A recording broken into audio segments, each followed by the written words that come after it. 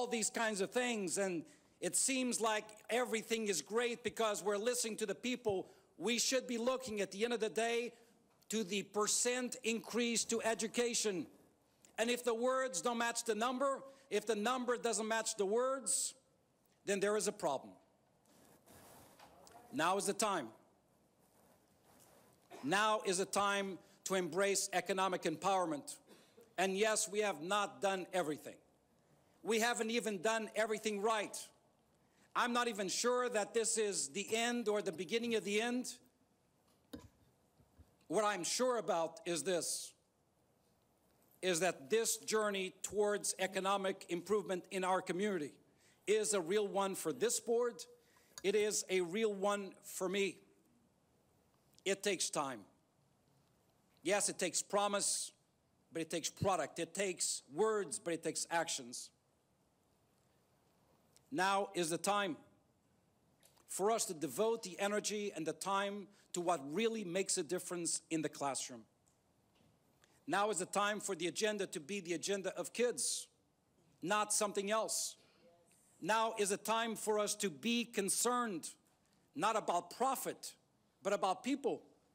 Now is the time for us to embrace the fact that policy and process does not graduate kids. Now is the time to recognize that teaching and leadership at the board level, in the classroom, in schools, at the state and the nation does build a better tomorrow. Now is the time. Now is the time for us to put children first, really put children first, above politics, people above process, if we are to do right by them. I know the job is not yet finished. A real job is never finished, ever.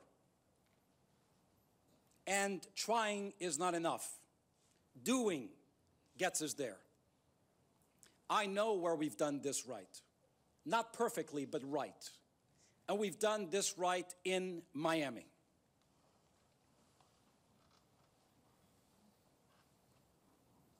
I heard that in your well wishes, some of you said that I ought to be or go in the direction of what's in my best interest. Unfortunately, I have to say I have failed multiple times at that. Because I've always felt that what's in the community's best interest is my best interest. I have felt that way for the 30 years I've been an educator in Miami. I felt that way for the 10 years I've been blessed to be your superintendent. I have felt that way the very first time I walked into a classroom at Jackson Senior High School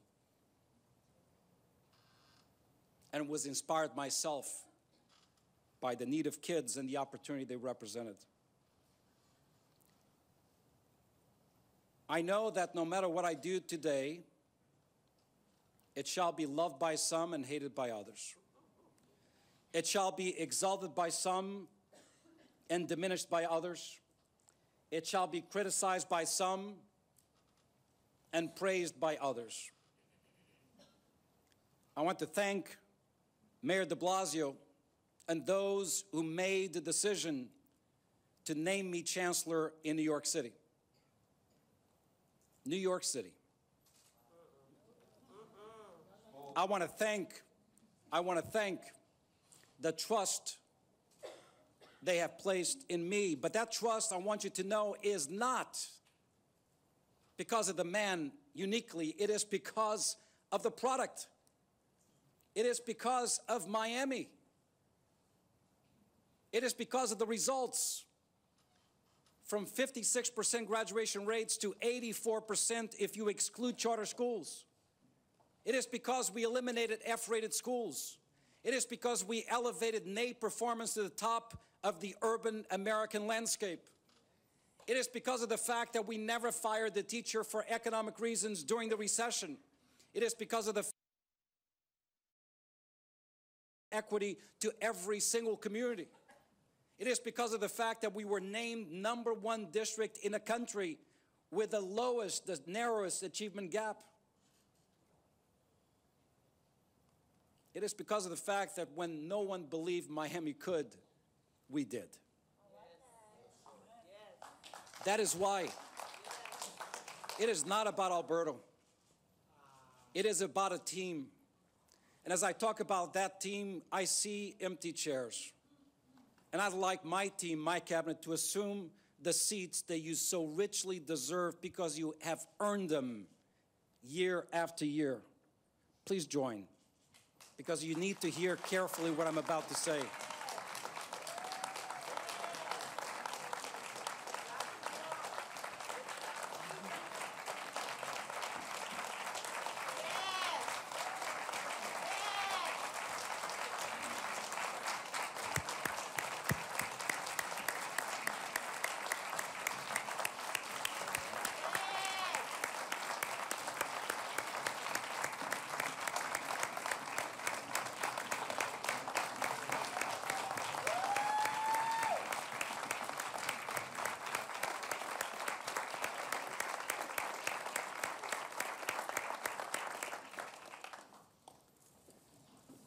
I heard somebody say wisely that, is there another here? That is a very important, profound question. Is there another here? There is a there, but it's difficult to say that there is another here. There's a there. And I also have to say that for those who spoke with praise, with love, with challenge, this is an honorable board. This is a board with dignity. This is a staff with unmatched skill and desire to do right and do well and do good by doing right. I could not pick a better team than the team that sits before you today. I owe them our success. Yes. And behind them, and in front of them are the other members of the team, our teachers and leaders, this board, everyone who every morning gets up to do right for kids. I want to thank every one of the board members here today. Your words were impactful. Your words were meaningful. Your words were honest and transparent, and your words, above all, continue to be hopeful. I want to speak to the kids out there directly, for today I started my day at a school. And I saw something that, quite frankly, I had never experienced before. I saw parents stopping their cars, getting out of their cars. I saw kids hopping out of their cars and hugging, and all delivering a powerful message to me, reminding me of commitments.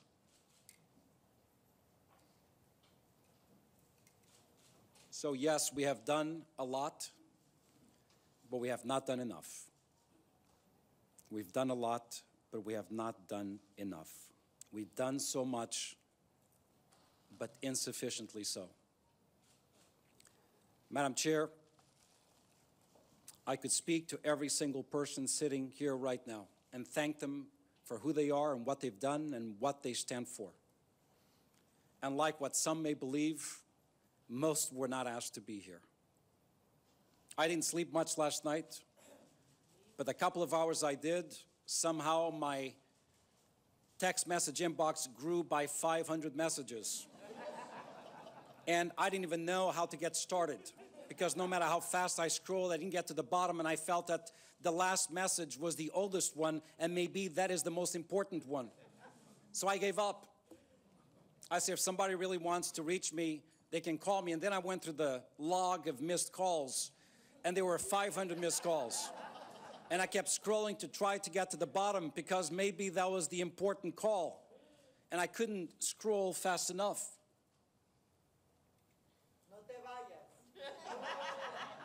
And then I got a call from one of my best friends in this country. And when I saw his call, I had to take, and that was Father Reggie. Père Reggie. And just as I'm about to pick up the phone, I guess it rang too long, it disconnected. I'm trying to call, but now it goes directly to voicemail. Meanwhile, the phone keeps ringing, and I don't want to take those calls. So I end up picking up Father Reggie's message.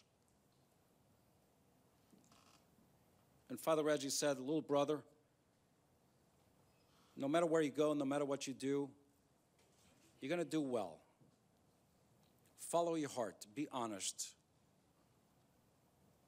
Do right. And Madam Chair, members of the board and community, my beloved Miami community, I want to do right. And for me to do right, I need to ask you for one very small favor, Madam Chair. I'm a man of honor and dignity in word.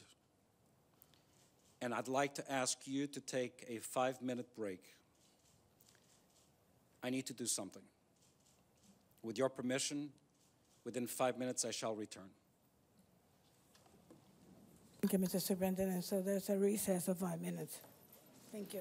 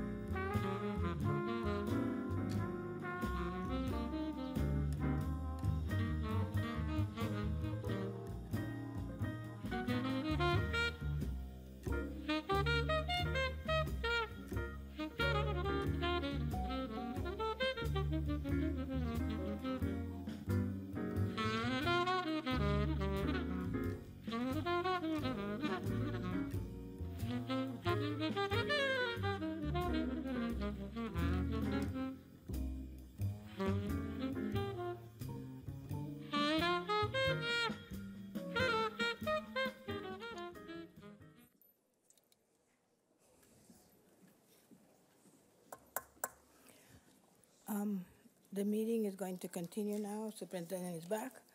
I think we all have spoken. Superintendent had requested a recess, and he's back from his recess. But I think before he makes his final comments, I would like to poll the board because we cannot take any action for a vote. It has to be in a regular board meeting. So I would like to poll the board members present to determine if there's a consensus with all of us here to support a vote of confidence in support of the superintendent. I would like to ask, not as a motion, but I would like to call this in favor of the superintendent, a vote of confidence for the superintendent. I would like one by one to express that to me and to the superintendent. Would you please? Yes, ma'am. Absolutely. A vote of confidence for this. Absolutely. Ms. Rojas? Thank you, Madam Chair. Yes, a vote of confidence, absolutely. Yes, Mr. Vice Chair. Yes, Madam Chair, a vote of confidence. Thank you very much. Ms. Navarro? 500% a vote of confidence, Mr. Carvalho. Ms. Castillo? Madam Chair, I would like to ask, what action would this propose when you have a vote of confidence? Well, the issue is, since this is an emergency meeting, I could not take action, like in a vote.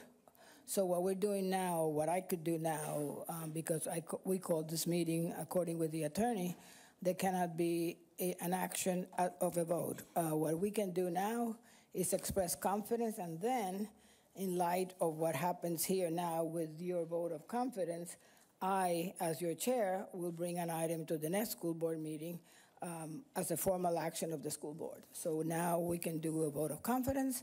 Superintendent will decide what he is going to do, and then I will prepare an item for the next school board meeting. So this allows us to have an action at the next school board meeting? Yes, Okay, that's why I was allowed to do an emergency meeting in such a short period of time. Thank you for the clarification. Absolutely a vote of confidence for our superintendent. Thank you. Absolutely a vote of confidence for our superintendent. Dr. Brenda Spinnagle?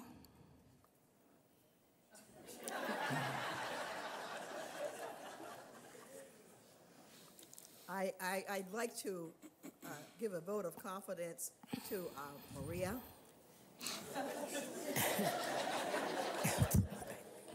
Thank you, Madam Chair. Absolutely a vote of confidence for our superintendent. Thank you very much. And I, as the chair, certainly give the superintendent a vote of confidence in every way, in every aspect. I'm delighted if he chooses to stay with us. Thank you very much. And as I said before, I will bring an item to the next school board meeting as a formal action of this vote of confidence for the superintendent. So there's 8 board members here that have voted, given you a vote of confidence, Mr. Superintendent. Madam Chair, thank you very much. The floor is yours. You guys. Thank you very much. I know everyone expects a decision now, and I am confident telling you that I have made a decision. However, I am a man of honor, and I believe the decision I made needs to be communicated to the person who made me an offer that was a legitimate offer, an offer that just hours ago I thought was the best offer for me, considering my positions on the issues that I just mentioned. And I believe it is the honorable thing for me to do, recognizing 2 things. Number one, that we may have the strength to break an agreement with an adult. I just don't know how to break a promise to a child, how to break a promise to a community. And that has weighed on me over the past 24 hours like nothing has weighed on me before. I have made a decision, but I want to honor the offer and the appointment, the naming made by an honorable man, a great leader in our country, Mayor de Blasio. And I want the opportunity to convey to him my decision, have a conversation, because it is the right thing to do. I believe I will have that conversation in short order. And then I will go public with a decision, but I have made a decision. I do not believe I can announce it now without dishonoring the person who made this appointment. With that said, I think I've been very clear about where I stand in this community, very clear with what my intention is, very appreciative of the sentiment of Miami-Dade. And Madam Chair, I appreciate the vote of confidence. It is anything that anyone who does what I do could ever hope and wish for.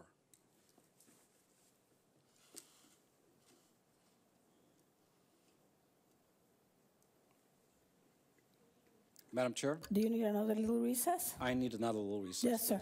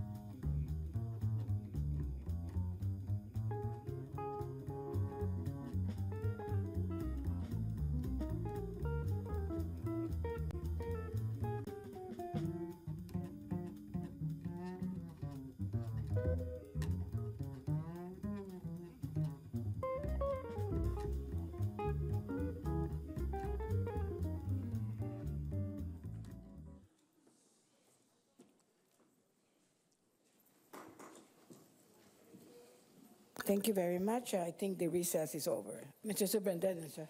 Thank you, Madam Chair. I promise you there will not be another recess unless you call for one. Madam Chair, members of the board and community, and now I'm speaking not just to one community, I'm speaking to two communities. This is probably the second most difficult thing I've ever done in my life. The very first one was to leave my country. This is the second most difficult thing, second most difficult decision. And I want to speak first, Madam Chair, to the people of New York, to Mayor de Blasio, to his staff, to law enforcement who I met while in New York City. Mayor de Blasio is one of the most honorable individuals, one of the most keen intellects in our nation today. He is transforming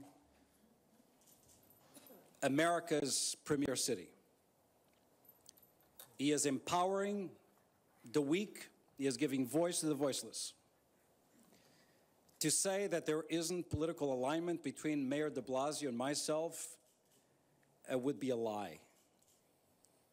I met this man. I met the First Lady of New York.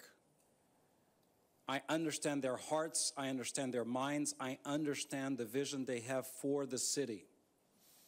And I can tell you that that is a vision that I embraced. As I said earlier, the decision that I have made about that position is, however, a decision I can no longer sustain. I am breaking an agreement between adults to honor an agreement and a pact I have with the children of Miami.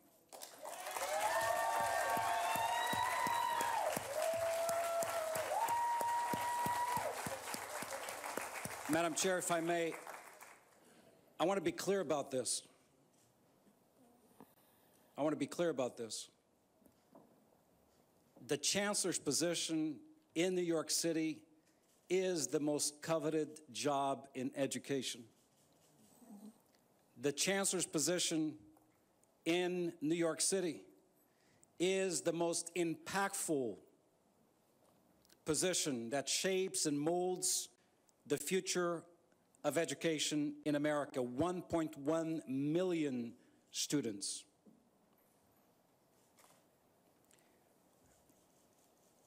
I had made a decision about that position. I underestimated the emotional tug, the level of commitment, the power that crying members of the community have had on me. And Madam Chair, against probably my personal best interest, I am making a decision and announcing a decision today after speaking with the Honorable Mayor Bill de Blasio that I shall remain in Miami-Dade as your superintendent.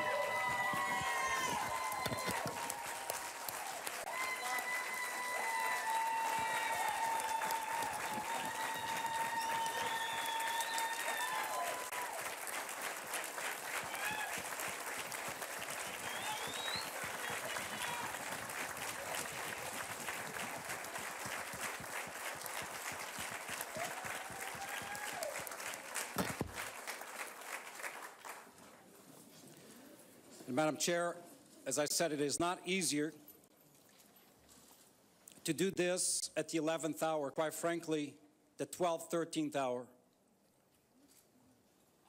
because I had made a decision. I had made a decision on the basis of what I felt was best for me professionally, a decision that would have taken me back to the city where I first worked in this country as a dishwasher, to that city where dreams are so alive. And it is a decision, a commitment that I have made to that mayor but I would not be true to myself and to this community if I did not give myself a chance to reconsider after my heart started beating faster and louder than my mind. And with me, as my father always said, no matter where you go, there you are. I cannot change who I am. So I want to, number one, thank once again Mayor de Blasio. I want to thank New York. I want to thank the children of New York, the educators of New York. I want to urge those of you who fight and believe in public education, that is, once again, an open job, a great job that the most talented in America certainly deserve, one that I would have cherished. I am making this decision not on the basis of what is opportune and best for me, out of honor and respect to this community, with the expectation and hope that in reciprocal fashion, the honor and respect of our work will be evident in months and years to come.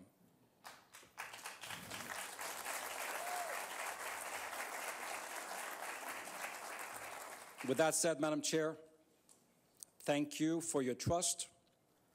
Thank you, Mayor de Blasio, for your trust. I am sorry that our short-term friendship did not grow beyond the fantastic conversations and hopes for both of our communities. I am eternally grateful and appreciative, and for as long as I'm here, public education shall continue to retain the value it has in Miami, in New York, and the entire country. And I want to be strong about something I said before. If you counted, I outlined 10 different things that I felt were very important. And I said that before any further consideration or decision, just to remind everybody that I am not changing. My ways are forceful, my ways are direct, my ways are the way of a teacher and a child. I am driven by conviction, never afraid to take on a challenge. Last night, the challenge was New York City. Today, the challenge is the challenge that children face. And my commitment to Miami is now, as it's ever been, as strong as the word that defines my last name, Carvalho, which in Portuguese means oak tree. I stand firm, well-rooted in this community. I thank this board. I thank this community. God bless all of you.